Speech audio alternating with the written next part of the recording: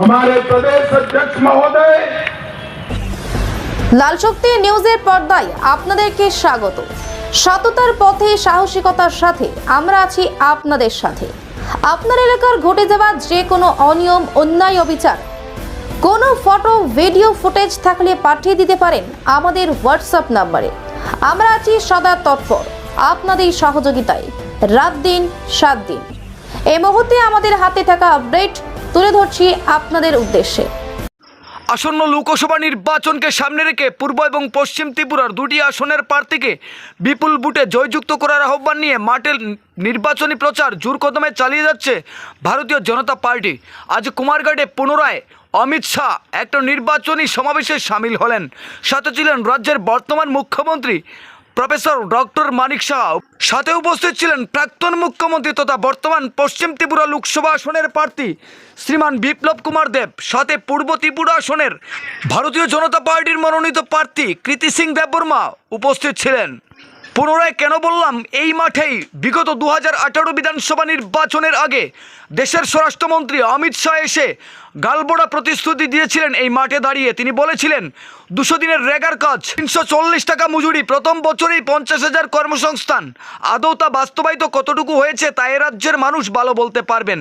বর্তমানে গ্রাম অঞ্চলে রেগার কাজ নেই বললেই চলে।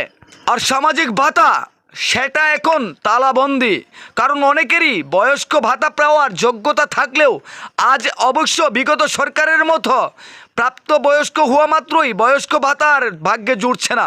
ভাতার দরজা রীতিমতো তালা দিয়ে রেখেছে বর্তমান শাসক বিজেপি। দেশের প্রধানমন্ত্রী যেখানে নির্বাচনী সভায় গালবোড়া প্রতিশ্রুতি দেন যে 15 লক্ষ টাকা অ্যাকাউন্টে চলে যাবে, সেখানে দেশের গৃহমন্ত্রী পুনরায় সংবাদ প্রতিনিধির সম্মুখীন হয়ে বলেন যে এই বক্তব্যগুলো একটা জুমলা, ভাষণ দেওয়ার একটা তরিকা। তবে যাই হোক, জুমলা ওনারা ভালোই বুঝেন বা ভালোভাবেই ব্যক্ত করতে পারেন। তবে আজকে শুনে নেওয়া যাক কুমারঘাটের মাঠে এসে কি বক্তব্য রাখলেন, সেটা কি আদৌ জুমলা না বাস্তব, সেটা বিবেচনা করবেন এ রাজ্যের মানুষ। ব্যুরো রিপোর্ট, লাল শক্তি নিউজ। और अब डॉक्टर मानिक शाह के नेतृत्व में विकास के रास्ते पर आगे बढ़ पड़े। आज सुबह ही राजा साहब भी बैठे थे। टूरिज्म, कनेक्टिविटी, एयर कनेक्टिविटी, स्वास्थ्य, नौकरियां और इंफ्रास्ट्रक्चर, हर क्षेत्र में नरेंद्र मोदी सरकार की प्रायोरिटी हमारा त्रिपुरा है।